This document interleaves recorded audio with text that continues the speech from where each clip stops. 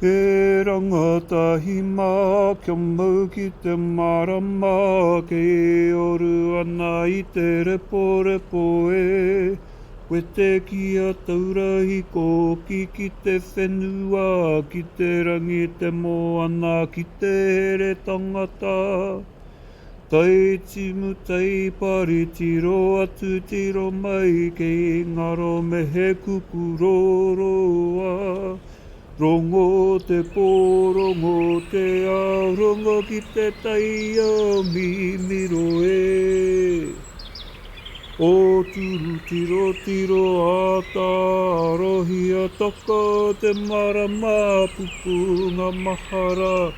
Tūpuna kōrero, tūpuna mahinga, whāngai a te tinana, whāngai a te wairua.